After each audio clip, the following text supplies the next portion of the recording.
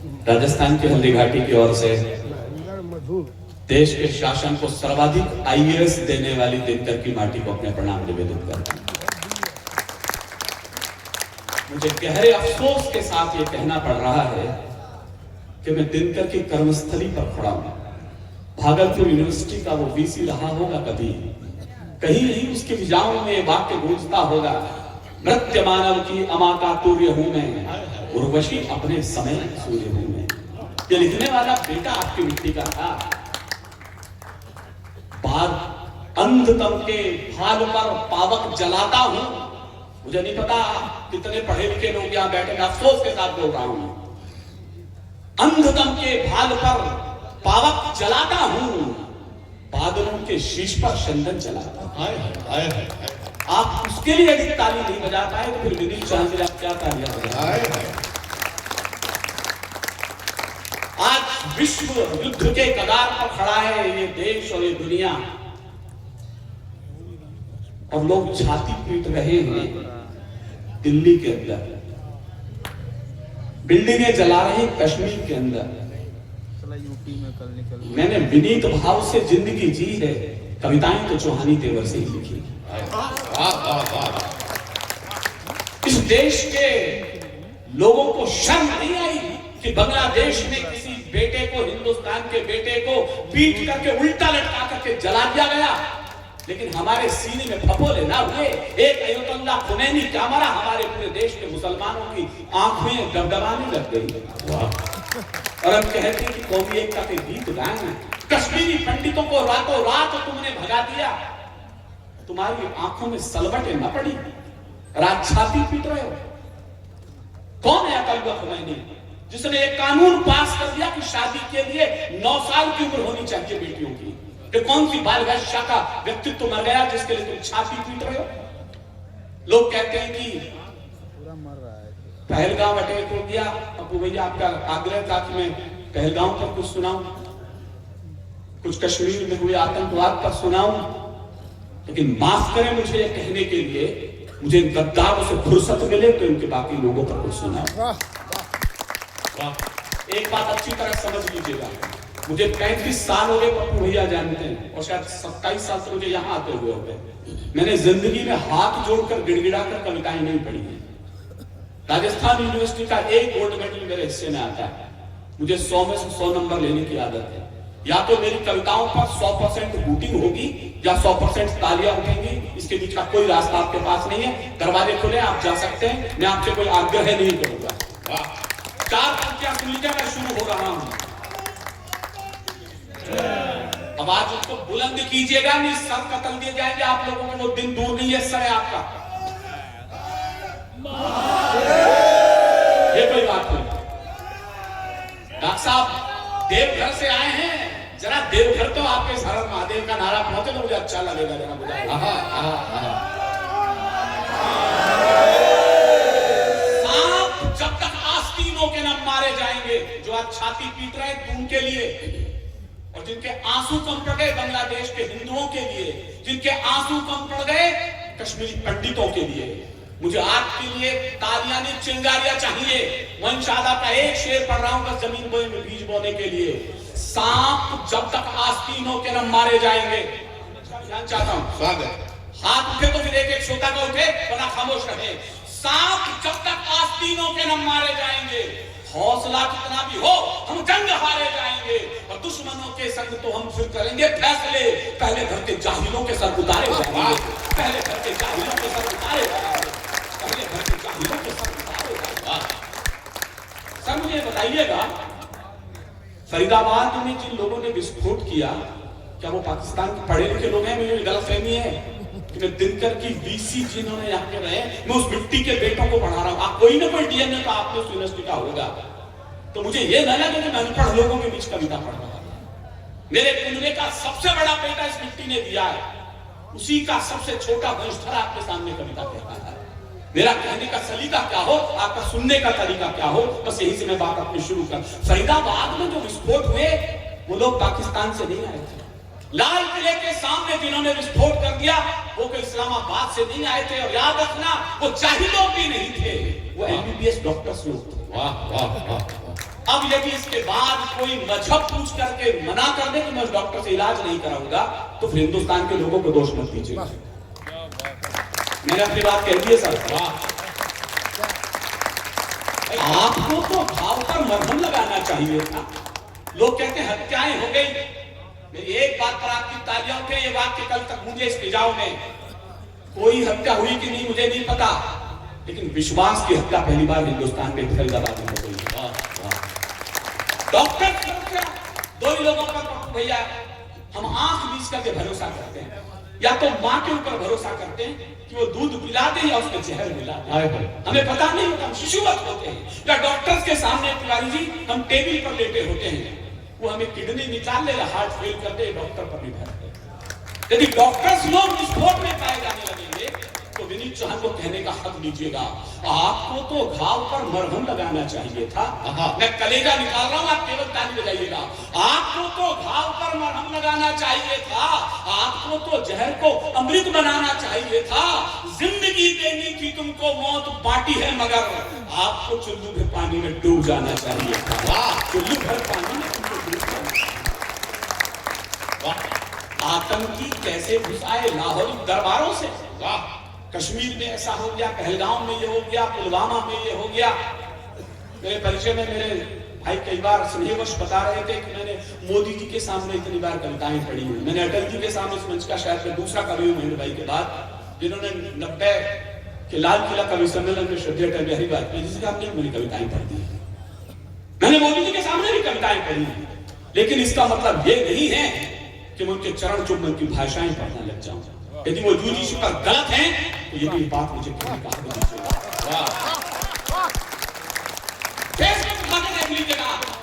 यही देश का मोदी का चित्र घर लिख दीजिएगा तो नीचे हर हर मोदी, घर घर मोदी के नारे गूंज जाते थे। यही वो देश है। मुझे कितने लोग चाहते हैं का फोटो लगा दीजिएगा, मोदी जी का परिणाम नीचे लिखा हुआ आ जाता है, वो कहां पहुंच गए। आपसे किसने पूछा था आरक्षण की डुगडुगी चलाने के लिए, आप कहां पहुंच गए। मेरी बात को अच्छी तरह समझ लीजिएगा। आतंकवादियों को यहां तक पहुंचने के लिए, मैं तो दिनकर की वंशावली का बेटा हूं, मैंने सुना है आपका बेटा दिनकर जब लाल किले पर कविताएं पढ़ने चल रहा था तो आगे आगे नेहरू जी चल रहे थे। अचानक नेहरू जी का पैर लड़खड़ा तो दिनकर ने वहां पकड़ ली। नेहरू जी ने कहा, धन्यवाद दिनकर, तुमने मुझे गिरने से बचा लिया। आपके बेटे ने लाजवाब कर दिया नेहरू को, तुम्हें धन्यवाद की कोई जरूरत नहीं है नेहरू जी। जब भी देश की राजनीति लड़खड़ाएगी साहित्य उसे इसी तरह बढ़ा करेगा। मैं उसी का मंशा हूं। मेरा पहला सवाल पाकिस्तान से नहीं है, मेरा पहला सवाल मोदी जी से। इससे पहले मैं आया हूं, मेरी भाषा क्या आप जानते हैं। आज विनीत चौहान किस तेवर में बोल रहा है, बस इसी का नाम विनीत चौहान है। आतंकी कैसे घुसाए लाहौरी दरबारों से। अगली बात मेरी रिकॉर्ड हो रही है, मैं जानता हूं अगले दिन ये लाइन मेरी वायरल हो चुकी हूं, दिल्ली पहुंच चुकी होगी उनके सामने। लेकिन हिम्मत देना, इस बार जब मैं लाल किले से कविता पढ़ूं, मेरे सामने बैठे हो तो मेरी जबान न लड़खड़ा है उनके सामने कि आतंकी कैसे अगली लाइन पर आपकी ताली आ जाए तो मुझे अच्छा लगा, मैं कविता शुरू कर दूंगा। आतंकी कैसे घुसाए लाहौरी दरबारों से, लगता है कुछ चूक हुई है अपने पहरेदारों से। मैं बोल चुका हूं, आतंकी के आपकी कमजोर ताली के बीच विनीत चौहान कविता पढ़ रहा है, लेकिन बोल रहा हूं, आतंकी कैसे घुसाए लाहौरी दरबारों से, लगता है कि चूक हुई है अपने पहरेदारों से, वरना खून नहीं बहता है उन भारत मां के लालों का। डर पहले उत्तर दे देते इन सारे भूचालों का, हम मौन रहे, खामोश रहे, कांटों की बात लगा बैठे, शांति शांति के चक्कर में आधा कश्मीर गंवा बैठे। शांति के चक्कर में आधा कश्मीर गंवा बैठे। अगर हम ही इनकी लाशों को कांधों पर सदा नहीं ढोते, ये लश्कर फश्कर बूझी सब दुनिया में कहीं नहीं होते। ये लश्कर फश्कर बूझी सब दुनिया में कहीं नहीं होते। मत कहो पड़ोसी मुल्कों से आतंकी हमारे यहाँ आतंकवाद। जब भी हमला हुआ हमने पाकिस्तान की मुंह तक मुंह करके गिड़गिड़ाना शुरू कर दिया, आतंकवादियों को यहाँ न भेजो। क्या सवाल था। इस देश ने गांधी को इतने गहरे हमारे दिल में उतार दिया कि हम चंद्रशेखर आजाद की पिस्टल की भाषा ही भूल गए। वाह,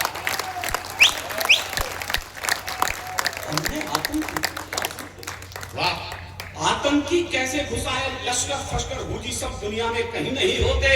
मत कहो पड़ोसी मुल्कों से, ये भाषा चाहिए। दिनकर की मिट्टी जवाब दे। मत कहो पड़ोसी मुल्कों से आतंकी आंधी बंद करो, तुम अपने मियां के सर को शेरों की तरह बुलंद करो। तुम अपने मियां के सर को शेरों की तरह बुलंद करो कि हमले कलमे रुक सकते थे, आगे बढ़कर हुंकार भरो। एक ही इलाज बचे तो एक हाथ खड़ा करके मुझे बताया कि बस यही इलाज बना है। मत कहो पड़ोसी मुल्कों से आतंकी आंधी बंद करो, तुम अपने मियां के सर को शेरों की तरह बुलंद करो कि हमले कलमे रुक सकते हैं, आगे बढ़कर हुंकार भरो। इन आतंकी अड्डों पर बस बम्बों की तुम बौछार करो। आतंकी इसकी बौछार, इसकी कैसी बौछार। हमारा पुलिस का जवान गन लेकर के जाता है, जीन्स के ऊपर कुर्ते डाल के लोग मोमबत्ती लेके आ जाते हैं, इन्हें मारो मत, ये आतंकवादी नहीं है, फूफा जी ये नाश्ता करने आए पाकिस्तान से। अजीब देश है ये। 8 IPS ऑफिसर हमने जेल के सीटों के पीछे डाल दिए, जिसमें विनीत चौहान कविता पढ़ा। मैंने पूछा क्यों? कहला इन्होंने कुछ टेररिस्टों को गोली मार दी थी। मैंने कहा हलवा खिलाते हैं? मुझे बोलते हुए शर्माएगी, आपको सुनकर भी शर्माएगी। 123 लोगों ने ऑथेंटिक साइन किए इस मुल्क के अंदर। आपने कभी सुना है कि आपकी कोर्ट, आपका न्यायालय या कोई वकील लोग बैठे हुए शाम को 5 बजे बाद कभी खुला है? हिंदुस्तान में बंबई का हाई कोर्ट रात के 2:30 बजे खोला गया। मैं 3 कैमरों के सामने रिकॉर्डिंग के समय बोल रहा हूं, मेरी बात गलत हो तो मुझे टोक दीजिए कि तुम झूठ बोलकर गए थे। मैंने सोचा कोई शंकराचार्य अरेस्ट हो गए होंगे, इसलिए रात को 2:30 बजे खोलना पड़ा। मुझे सुनकर अफसोस हुआ, आपको सुनकर शर्म आएगी। क्या लगे आतंकवादी याकूब मेमन को फांसी मत लटकाओ, इसके बच्चे छोटे हैं।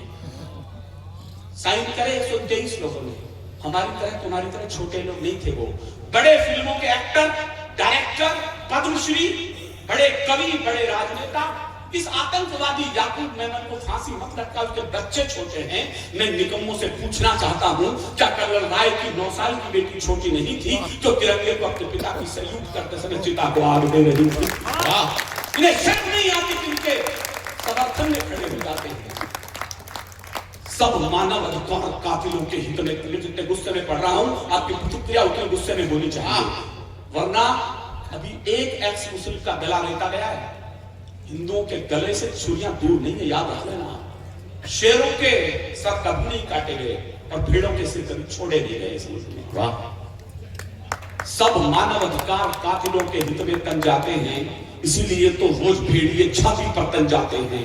जिस दिन गोली का उत्तर हम गोली से दे पाएंगे, उस दिन आतंकी क्या उनके बाप ठीक हो जाएंगे। वाह। हमने आतंकी पाले, जेलों में कैसी बिरयानी, हर सैनिक की विधवा रोई, आंखों में आया पानी।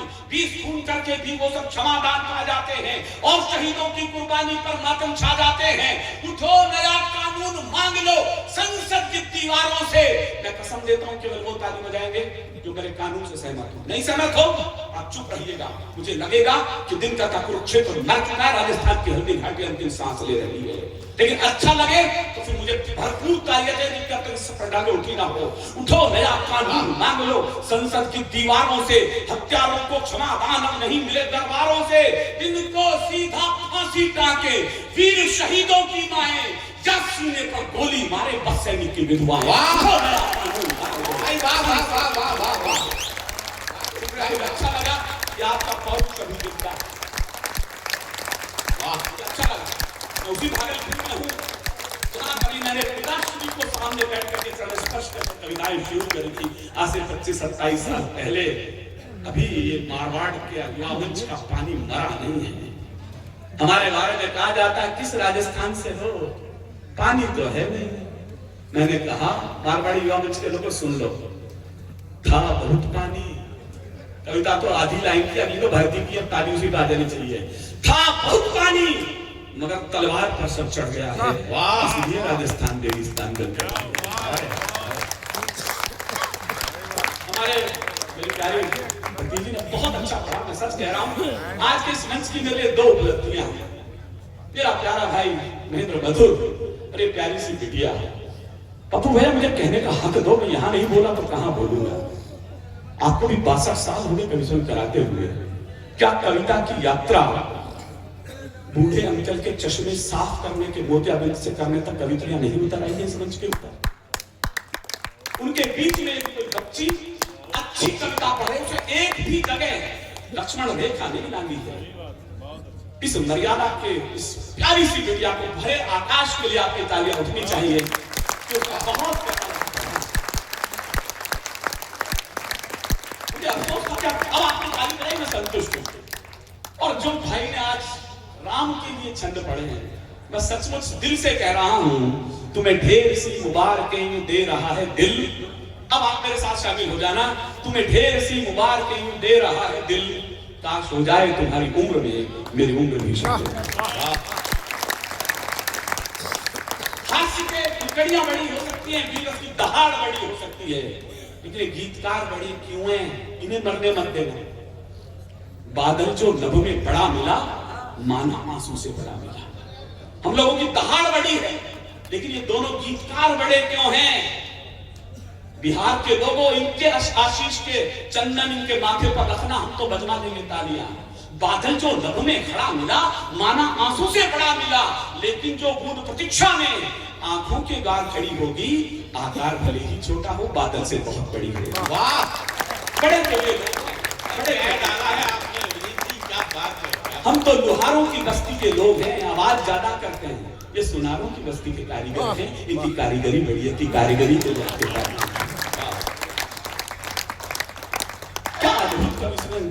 परंपराएं निभाना कोई मारवाड़ी मंच से सीखे। आपने दोनों को अपनी आधी आधी उम्र दे दी है, कुछ हमारे लिए भी बचा कर अभी भैरव बाबाओं को भी यदि उम्र देनी पड़ गई तो फिर मैं भी काकभूषणी समझो। हाँ, ये भी मतलब मैं इसको भी उम्र दूं, इसकी खुद की भगवान ने आदि करके भेजी। लोगों की हालत देखो ना, ये भी उम्र चाह रहे हैं, धरती के बोझ। आज मेरे से आप ही कह रहा था। अच्छा, संजय के बारे में मेरे को एक अच्छी बात है, शायद आप लोगों से बहुत कम लोग जानते होंगे। ये राजस्थान सरकार में बहुत बड़े पद पर डिप्टी कमिश्नर के पोस्ट पर हैं, एक बड़े विभाग में हैं और एक संस्थाएं चलाते हैं। वो वृक्षारोपण के लिए बड़ा काम करते हैं। जहाँ देखो हरा भरा, जयपुर को आप देखेंगे, संजय भैया की मेहनत है, आप उसके लिए ताली बजा सकते हैं। आज यहाँ आया तो बड़ा उदास था मेरे पास जब पहुंचा, ये कलकत्ता से कविता पढ़ के भी फ्लाइट से आया। भैया ये जो वृक्षारोपण है ना, ये कोई अच्छी चीज नहीं है। अरे मैं सरकार प्रचार कर रही है, वृक्षारोपण करो, हरियाली बचाओ, ऑक्सीजन आती है। नहीं, पुलिस पकड़ लेती है। मैंने कहा यार, वृक्षारोपण में पुलिस कैसे पकड़ लेती है? अब जो अगली बात इसने बताई जिनके समझ में आए वो ताली बजाए, बाकी पड़ोसी से पूछना बात क्या है। वृक्षारोपण में पुलिस कैसे पकड़ लेती है? क्योंकि भैया यही बात मैं थाने में, जयपुर में कोतवाल साहब को शाम तक समझाता रहा, गांजे का पेड़ भी तो पेड़ ही होता है। खाली तो हो गई आप नहीं जमानत करवा के। मैं सही बता रहा हूँ। ये टेढ़ा 1.5 फुट पे खड़ा हुआ, उसको अंग्रेजी का मास्टर है। आपको शायद बहुत अंग्रेजी ये भी पढ़ाती है बच्चे हमारे, ये भी अब ये प्राइमरी का हेडमास्टर। इसकी लगा दी ड्यूटी गांव में, वहां बूढ़ी महिलाओं को पढ़ाओ, को पढ़ाओ, बूढ़े पोतों को पढ़ाओ। वो बुढ़ियाएं जिन्हें दिखता नहीं, आंख में मोतिया बिंद हो रहा, उन्हें क्या पता गंगा जी कहाँ है, सिंध कहाँ है। ये पढ़ा रहा हूँ उनको ABCD बुढ़ियाओं को। मैं जल्दी आऊंगा आपको वो लोग बात करो। हाँ नहीं, वो तो इतना घटेगा तो तू ही करेगा, मैं थोड़ी करूंगा। अगर पौरुष महकती शाम के अधीन हो जाए, तुम ही बोलो कि रण में बाजुओं को कौन तोलेगा। मैं भी ये काम करूंगा देशी जी, तो फिर विनीत चौहान का मतलब क्या है? अगर पौरुष महकती शाम के अधीन हो जाए, तुम ही बोलो कि रण में बाजुओं को कौन तोलेगा। अगर हम भी जुल्फ चुंबन की भाषा बोलने लग जाएं, कहो फिर आग की भाषा को आखिर कौन बोलेगा? कहो फिर आग की भाषा को आखिर कौन बोलेगा? कहो फिर आग की भाषा को आखिर कौन बोलेगा? मैं 7-8 साल बाद यहाँ आया हूँ सर। एक उपलब्धि मेरे जीवन में आ गई है। मुझे पद्मश्री तो नहीं मिली है, लेकिन उससे बड़ी चीज मिल गई है। आप कभी जैसलमेर जाना, वहां कनोट माता का एक मंदिर है। ये सब जीके का सवाल बता रहा हूँ। सुनते हैं आज तक वहां कोई भी मिसाइल यदि पाकिस्तान ने घेरी है, वो फटा नहीं, कोई बम फटा नहीं। वहां कनोट माता के मंदिर में ऐसा है। वहां BSF का पूरा कैंप लगा हुआ है। अब कभी आप BSF के कैंप पर जाना, विनीत चौहान की 2 लाइनें सेना ने अपने कैंप के ऊपर लिख दी है। मेरे लिए इससे बड़ी कोई पद्मश्री नहीं। वो 2 लाइन मैं आपको सुना रहा हूँ। मेरे पत्रकार लोग मुझसे पूछ रहे थे कुछ अखबार के लिए 2 लाइन में, तो कल हेडलाइन आ जाए। अभी राजनाथ सिंह जी मिले तब चाइना में गलवान घाटी में सब गड़बड़ हुई। मैंने कहा सर, ये चाइना के बॉर्डर पर धक्का मुक्की हो रही है, सब सुनता क्यों नहीं लेते? चले नहीं भैया, वहां सीमा रेखा स्पष्ट नहीं है, पत्थरों की दीवार है, धक्का मुक्की होती रहती है, मगर 75 साल में आप सीमा रेखा स्पष्ट नहीं कर पाए। इतनी तो रेखाएं खून से खींच चुके होते हैं, आप नक्शा बनवाते हो। वाह, मैं कहीं बनाता कौन है? पहले कुछ आईएएस लोग बैठते हैं, कुछ सेना पुलिस के राजनेता लोग बैठते हैं, तो नक्शा तो 75 साल में सेना राजनीति तय नहीं कर पाई। तो मैंने कहा सर मैं बताता हूँ, बस सेना ने उसी दिन वो लाइनें, आप चले जाओ, मैं एक दिन का मैं झूठ नहीं बोलता, सरस्वती के मंच पर खड़ा हूँ, बीएसएफ के कैंप पर मिली चाहत ये लाइनें लिख दी गई। मैंने कहा सीमा नहीं खिंचा करती हैं कागज बिछी लकीरों से। वाह, भागलपुर के लोगों मुझे निराश मत करना, मैंने जिंदगी में सच्ची लाइन अभी लिखी नहीं है, मैं खुद नशे में हूं लाइनों को लिखकर। सीमा नहीं खिंचा करती हैं कागज बिछी लकीरों से, ये घटती बढ़ती रहती है वीरों की शमशीरों से। वाह, ये घटती बढ़ती रहती है वीरों की शमशीरों से, ये घटती बढ़ती रहती है वीरों की शमशीरों से। अरे पानी बहुत बहाते हो, पानी है नहीं, खून बहा रहे हो रेतीली मिट्टी पे। बस 2 लाइन और सुन लेना, मेरा पुरखा आकाश में सुनता हो कहीं दिनकर, तो मैं उसके चरणों में 2 लाइन निवेदित कर रहा हूं। चिनगारी के पास रहे, उसके बाद मैं कविता सुना रहा हूं आपको तालियों की। इस पर मेरा मन रखने के लिए ताली बजाना, कविता जैसा कुछ हो गया तो भैया। चिनगारी के पास रहे, हम इतना खून क्यों छिड़क रहे? सूखी मिट्टी है। चिनगारी बॉर्डर दूर नहीं है जैसलमेर से, चिनगारी के पास रहे तो शोले और भड़कते हैं, कायर बैरी ललकारे तो बाजू स्वयं फड़कते हैं। अब मुझे आपका मन चाहिए, मैंने कुछ कविता जैसा लिखा हो तो। चिनगारी के पास रहे तो शोले और भड़कते हैं, कायर बैरी ललकारे तो बाजू स्वयं फड़कते हैं। मातृभूमि का एक कण भी उड़कर उस पार नहीं जाए, इस कारण सूखी मिट्टी पर सैनिक रोज छिड़कते हैं। वाह, मातृभूमि का एक कण भी उड़कर उस पार नहीं जाए, इस कारण सूखी मिट्टी पर सैनिक रोज छिड़कते हैं। अब आप कहें तो मैं वो पहलगाम की कविता आपको डिमांड है तो फिर ताली बजा के अनुमति दे दूं, मुझे